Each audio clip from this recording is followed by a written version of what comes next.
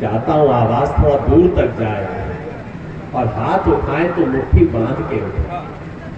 किसान एकता जिंदाबाद, जिंदाबाद जिंदाबाद, किसान एकता जिंदाबाद, जिंदाबाद जिंदाबाद, इंकलाब जिंदाबाद। जिंदाबाद जिंदाबाद।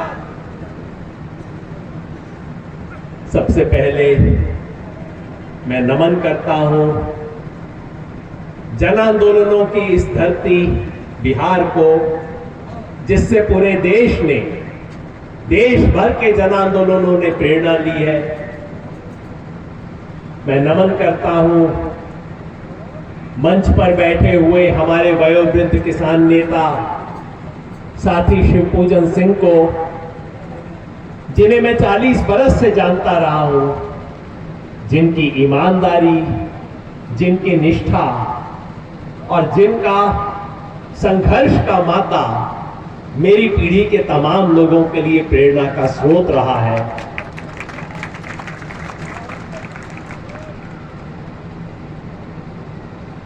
मैं धन्यवाद देना चाहता हूं भाई कन्हैया कुमार को, जिनका आमंत्रण मुझे यहां तक खींच लाया।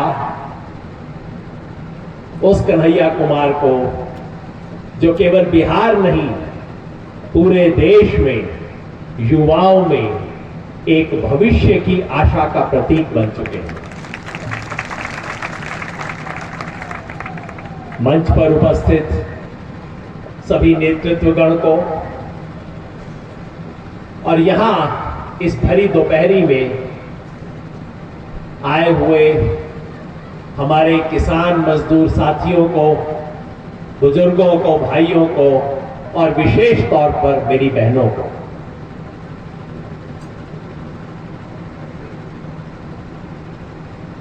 जब भी बिहार आता हूं लगता है इस देश की हकीकत से एक बार रूबरू होने का मौका था। देश के बाकी इलाकों में रहते हुए, खास तौर पे दिल्ली में रहते हुए, कभी कभी ऐसा लगता है कि पांव जमीन पर नहीं है, कुछ ऊपर चल रहे हैं, हवा में पांव चल रहे हैं। और जब कई दिन ऐसा होता है, उसके बाद मन कहता है कि बिहार चलो। बिहार जाओगे तो वास्तविकता को छू पाओगे, बिहार जाओगे तो इस देश की आत्मा को समझ पाओगे। इस बार ये महामारी के चलते हुए 1 वर्ष से अधिक हो गया बिहार नहीं आ पाया। आपने मौका दिया इस महापंचायत के बहाने, मैं बहुत शुक्रगुजार हूं। हम कई बार एक नारा देते हैं, कौन बनाता हिंदुस्तान, भारत का मजदूर किसान। लेकिन जब मैं देश में घूमता हूं, पूर्वोत्तर मिजोरम में, नागालैंड में घूमता हूं और वहां सड़क बनाते हुए कोई व्यक्ति काम कर रहा है, मैं रोक के पूछता हूं, भैया कहां से हो? उसको देखते ही मुझे समझ आता है कहां से हो पूछने की भी जरूरत नहीं है, सिर्फ पूछता हूं कौन जिला? तो कहता है गया से हो, इधर से रोहतास से हो, कहीं से हो। आप कश्मीर में चले जाइए, वहां सड़क बनाते हुए, वहां जमीन मकान बनाते हुए किसी मजदूर से बात कर लीजिए। आप मुंबई चले जाइए, आप बेंगलुरु चले जाइए,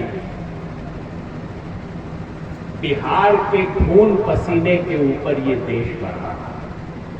और इसलिए मेरे को कई बार इच्छा होती है इस नारे को बदल दो, कौन बनाता हिंदुस्तान, बिहार का मजदूर किसान। इन लोगों ने, लेकिन दुर्भाग्य इस देश का कि वही बिहार का मजदूर और किसान जो कि इस देश को बनाता है, उसी की सबसे अधिक लूट होती है। मेरे भाई अशोक जी ने बताया, इस देश में खेती का सबसे कम दाम यदि किसी भी एक प्रदेश में मिलता है तो वो बिहार है। अभी मैं आपके खेत देखते आ रहा हूं, कितनी मेहनत की है, इतनी अच्छी गेहूं की फसल लगी है, सरसों के कुछ जगह पे तो कट भी गई है। मेहनत में कोई कमी नहीं है बिहार में, लेकिन ये व्यवस्था बिहार के किसान को उसकी मेहनत का दाम नहीं देते। और हम बार बार कहते हैं किसान को दान नहीं चाहिए, किसान यूं करके आपसे दान नहीं मांगता, किसान को दाम चाहिए, अपनी फसल का, अपनी मेहनत का दाम चाहिए। यहां इस इलाके के, और ये इलाका तो अपनी खेती के लिए प्रसिद्ध है, मैं जानता हूं चूंकि शिव पूजन जी के चलते रोहतास कोचस इस इलाके में 40 बरस से मैं कोई 10-12 बार जरूर आया।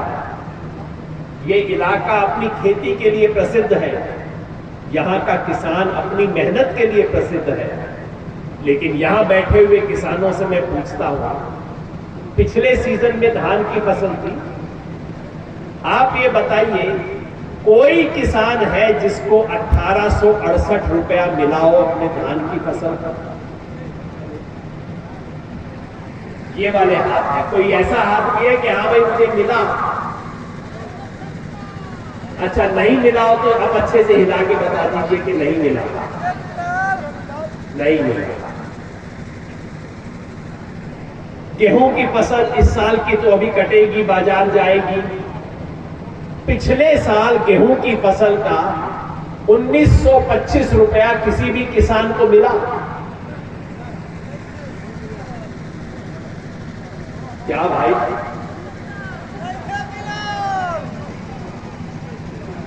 चना भी होता है यहाँ कुछ होता है चना, अब कम हो रहा है, पहले होता था ज्यादा। चने की फसल का 4800 रुपया, 4800 रुपया दाम मिला? नहीं मिला। भाई नीतीश जी तो कहते हैं कि ऐसी अच्छी व्यवस्था बिहार में की है जिसका नाम है पैक्स, और कहते हैं पैक्स के जरिए किसानों को मिलेगा। नहीं मिल रहा क्या? अरे हमारे प्रधानमंत्री मोदी जी कहते हैं एमएसपी थी, है, रहेगी। इसका क्या मतलब हमारी बहनों को मैं समझा दूं, क्योंकि एक एक बहन जो इस मीटिंग में आई है वो जाके 100 बहनों से बात करेगी। तो जहां मैं एक मीटिंग में एक बहन को देखता हूं, मुझे लगता है कम से कम 100 औरतें बैठी हुई हैं। देखो बहन, सरकार कहती है कि किसान को उसकी मेहनत का, मजदूरी का कम से कम न्यूनतम भाव तो कुछ मिलना चाहिए। सही बात है कि भाई मेहनत किया किसान ने, उसको कुछ दाम तो मिलना चाहिए। तो सरकार ने हर साल घोषणा कर दी कि गेहूं की फसल का, इस साल का बता दूंगा, केंद्र सरकार ने घोषणा की है कि गेहूं की फसल का किसान को कम से कम 1975 रुपया मिलना चाहिए। यह घोषणा दिल्ली से हो गई।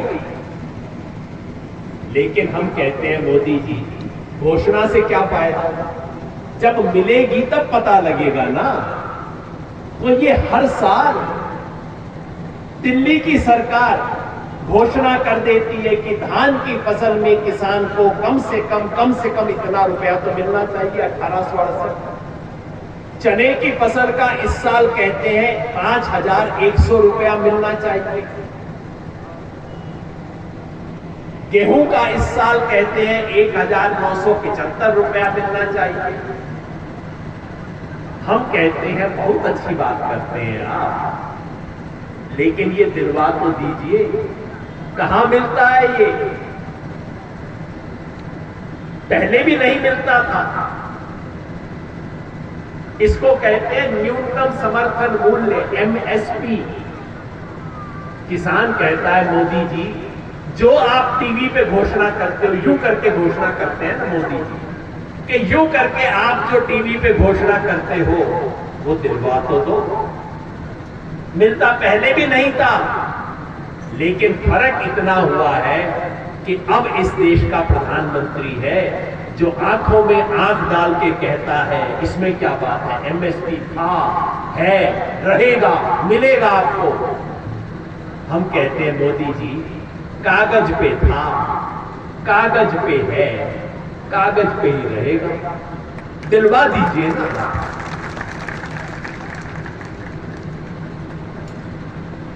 झूठ कई नेता बोलते हैं, कभी कभार थोड़ा बहुत झूठ हम भी बोल देते होंगे, इंसान है। लेकिन साधारण इंसान जब झूठ बोलता है तो थोड़ा इधर उधर देखता है, कभी कभार अपने जूते की तरफ देखता है, थोड़ा शर्म आती है, थोड़ा संकोच आता है। लेकिन हमारे प्रधानमंत्री जी आंखों में आंख डाल के झूठ बोलते हैं। मैं कहता हूं इससे खतरनाक व्यक्ति कोई नहीं हो सकता।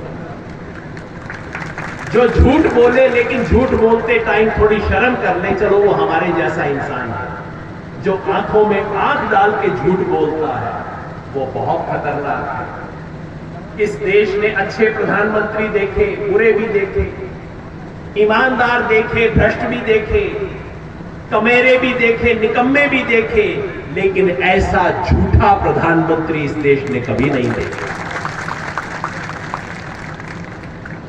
आज इस देश का किसान जो आंदोलन कर रहा है वो कुछ नहीं, बस किसान मोदी जी से कह रहा है, मोदी जी आप ये जो मेरे लिए सौगात लेके आए हो, मेरे लिए उपहार लेके आए हो, मेरे लिए भेंट लेके आए हो, ये मुझे नहीं चाहिए, ये तो आप अपनी जेब में रखो और इसके बदले मुझे वो उपहार दीजिए जो मैं चाहता हूं। मोदी जी क्या उपहार लेके आए? मोदी जी ने कहा मैं किसान के लिए सौगात लेके आया हूं, किसान के लिए 3 कानून लेके आया हूं। किसान ने कहा मोदी जी ये तो कानून मैंने कभी आपसे मांगे नहीं। भाई अगर इतने ही अच्छे कानून थे तो शिवपूजन जी हमारे बीच बैठे हैं, कभी आज नहीं 5 साल पहले, 10 साल पहले, 20 साल पहले इन्होंने मांगे तो होते कि हमें कानून चाहिए, दे दो।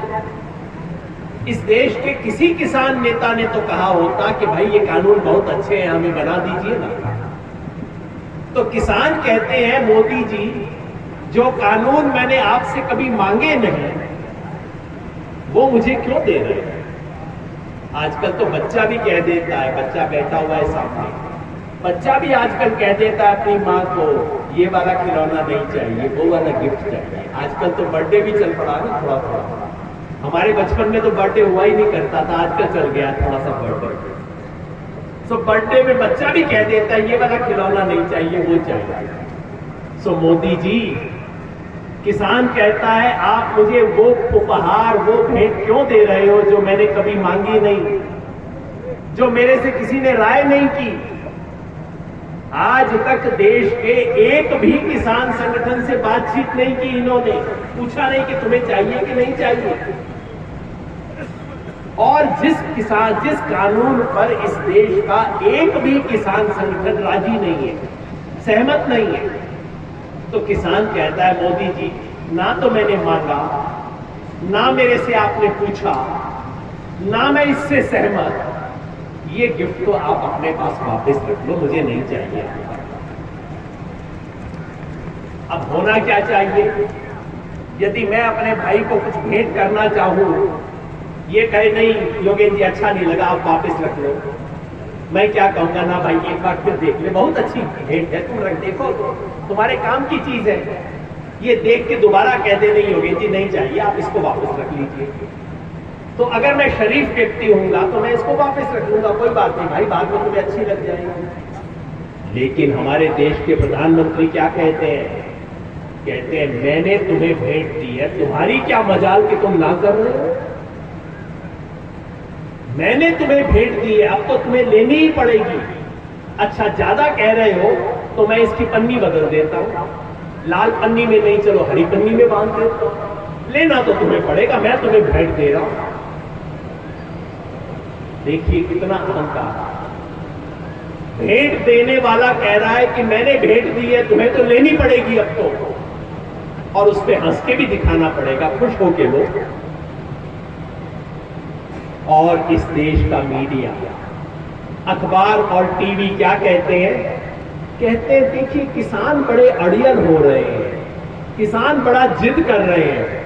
अरे भाई किसान तो सिर्फ ये कह रहा है कि मुझे आपकी जबरदस्ती की भेंट नहीं चाहिए, आप इसे अपने पास रख लीजिए। आप बताइए जिद्दी कौन? जबरदस्ती भेंट देने वाला जिद्दी या कि हाथ जोड़ के इंकार करने वाला जिद्दी? ये स्थिति इस देश में बन रही है, इसलिए किसान आज सड़कों पे। आज 115 दिन हो गए हैं, 26 तारीख को 4 महीने हो जाएंगे दिल्ली की सर्दी में जहां हम बैठे हैं। एक दिन कन्हैया भाई सुबह ये स्थिति थी, मैंने उठ के देखा तो एक जीप वहां खड़ी थी। जीप के बाहर जो कांच होता है ना, उस कांच पे बर्फ जमी हुई थी। इतनी सर्दी थी वहां पे, बर्फ जम गई थी, उसमें भी किसान सड़क के ऊपर रहा। 4 महीने से बारिश हुई, ओले पड़े, सर्दी पड़ी, आंधी हुई, लेकिन किसान दिल्ली के चारों कोनों पे बैठा हुआ। किसान कह रहे हैं जब ये कानून वापस होंगे तभी हम घर वापस जाएंगे। मैंने पंजाब के एक किसान भाई से पूछा कि भाई बड़ी हिम्मत करके डटे हुए हो, पीछे घर वाले तंग नहीं करते? 4 महीने तुम्हें होने वाले हैं, घर नहीं गए हो, मां याद नहीं करती, घर वाले नहीं बुलाते तुम्हें? उसने पता है क्या जवाब दिया? उसने कहा कि जब मैं घर से चला तो मेरी मां ने कहा था, बेटा मैं तेरे लिए माला लेके इंतजार करूंगी। पूरी बात सुन लीजिए, माला लेके इंतजार करूंगी। और ये सिर्फ पंजाब की मां कह सकती है। अगर जीत के आया तो तेरे गले में माला पहनाऊंगी, अगर हार गया तो तेरी अर्थी पे माला चढ़ाऊंगा। ये उसकी मां ने कहा था। ये वो किसान है जो कि 4 महीने से दिल्ली पे खड़े हुए हैं, लड़ रहे हैं, अड़े हुए हैं और पहली बार इस तानाशाह सरकार को झुकने के लिए मजबूर कर रहे हैं। लोग पूछते हैं 100 दिन में इस आंदोलन ने क्या हासिल किया? मैंने कहा भाई इस ऐतिहासिक आंदोलन ने 3 ऐतिहासिक बातें हासिल कर ली हैं। मीडिया वालों ने, टीवी वालों ने मुझसे पूछा कि किसानों की विजय होगी या नहीं। मैंने कहा भैया इस ऐतिहासिक आंदोलन की जीत तो हो चुकी है, क्योंकि 3 चीजें ये ऐतिहासिक आंदोलन हासिल कर चुका है। नंबर 1, किसान का आत्मसम्मान इसने वापस लौटाया। हमारे इधर होता था, बिहार में भी होता होगा, किसी से पूछें, किसान के बेटे से पूछें पिताजी क्या काम करते हैं, तो सकुचाता था, कहता नहीं था पिताजी मेरे किसानी करते हैं, खेती करते हैं। शादी का रिश्ता लेके घर में आते थे, पूछते थे लड़के का बाप क्या काम करता है, तो कहते थे इसके चाचा पुलिस में इंस्पेक्टर है। ये नहीं बोलते थे कि पिताजी जमीन का काम करते हैं, खेती करते हैं। वो किसान जो अपने आप को किसान कहने में सकुचाता था, डरता था, लजाता था, वो किसान आज हिम्मत से कहता है मैं किसान हूं। उसका बच्चा इंग्लिश में स्टिकर लगा के घूमता है, आई लव फार्मर्स। किसान का आत्मसम्मान वापस आया है, पहली उपलब्धि। दूसरी उपलब्धि देखिए, आत्मसम्मान बहुत बड़ी चीज होती है। एक बार जिस समाज में आत्मसम्मान आ जाए वो सब कुछ हासिल कर लेता है। दूसरी उपलब्धि, इस आंदोलन ने किसान को उसकी राजनीतिक ताकत का एहसास कराया। इस आंदोलन के चलते देश के सब नेताओं को एक बात समझ आ गई है, मोदी जी को भी समझ आ गई है, राहुल गांधी को भी समझ आ गई है, अमरिंदर सिंह को भी और नीतीश कुमार को भी समझ आ गई है। क्या? कि किसान से पंगा नहीं लेंगे, किसान से छेड़खानी मत करना, ये वापस पलट के 10 सकता है। और जब किसान ने पकड़ लिया तो तुम्हें कोई छोड़ेगा। ये बात समझ आ गई है देश के सारे नेताओं, और कम से कम 10 साल तक अब याद रहेगी इन सब नेताओं को कि भाई किसान से छेड़खानी मत लेना बैठे बैठे। तीसरी बात, इस आंदोलन में इस देश के किसान में एक अभूतपूर्व एकता पैदा हुई। इस देश का किसान जब हाथ भी खड़ा करता था ना, जो मैंने आपको कहा, हाथ खड़ा करता था तो 5 उंगलियां 5 दिशा था। ये मेरा प्रांत और भाषा, ये मेरी जाति, जाति के ऊपर गोत्र, फिर मेरा धर्म और फिर मेरी पार्टी का झंडा। इन सब में बटा हुआ था किसान। लेकिन इस महान ऐतिहासिक किसान आंदोलन में इन सब किसानों को मुट्ठी बंद करना सिखा दिया है, किसान को एक होना सिखा दिया है। आज जबकि रोहतास में किसान की महापंचायत हो रही है, ठीक उसी समय कर्नाटका में बेंगलुरु में बहुत किसान बैठे हुए विधानसभा को घेर के बैठे हुए। ये जो एकता है, इधर बिहार में, उधर कर्नाटका में, राजस्थान में, पूरे देश का किसान एक हो रहा है। हिंदू मुसलमान का अंतर खत्म हो रहा है, जाति के झगड़े खत्म हो रहे हैं। पंजाब और हरियाणा का किसान को लड़ाने की कोशिश होती थी, आज वो एक साथ खड़ा हो गया है। इस आंदोलन ने किसान को एक होना सिखाया है। ये 3 सबसे बड़ी उपलब्धि है। लेकिन हमारे दोस्त पूछते हैं जी कानूनों का क्या हुआ? 3 कानून तो अभी भी वापस नहीं हुए, और कहते हैं मोदी बड़ा सख्त आदमी है, ये बिल्कुल वापस नहीं लेगा, क्योंकि आपको सफल होने नहीं देगा। मैं उन्हें कहना चाहता हूं, सभी साथियों को बताना चाहता हूं कि ये 3 कानून तो मर चुके हैं, मर चुके हैं ये 3 कानून।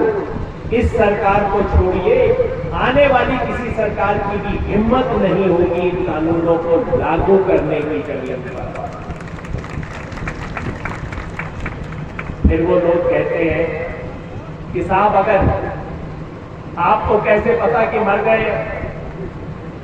मैं कहता हूं अस्पताल में कभी कभी डॉक्टर कहता है कि मरीज कोमा में है, कहते हैं मरीज कोमा में है। डॉक्टर भी जानता है कि मरीज मर चुका है, और सुनने वाले को, घर वाले को भी पता लग जाता है कि भाई अब तो अंत समय हो गया है, लेकिन घोषणा नहीं हो रही है। इन 3 कानूनों की यही स्थिति है, ये तीनों कानून कोमा में है, मर तो चुके हैं, घोषणा नहीं हो रही है। और क्यों नहीं हो रही है? क्योंकि इस देश के प्रधानमंत्री ने इसे अपनी मूंछ का सवाल बनाया, क्योंकि प्रधानमंत्री ने इसे व्यक्तिगत प्रतिष्ठा का सवाल बना रखा है। लेकिन मैं आपको विश्वास दिलाता हूं, इस देश का किसान आज इस देश के प्रधानमंत्री को बता के जाएगा कि किसान की ताकत क्या है, और किसान बड़े से बड़े लोगों को झुकाना जानता है और झुकाकर भी दम देगा। किसी पत्रकार ने पूछा, भाई साहब अगर आप कह रहे हो कि कानून मर ही गए हैं, तो फिर आप आंदोलन क्यों चला रहे हो?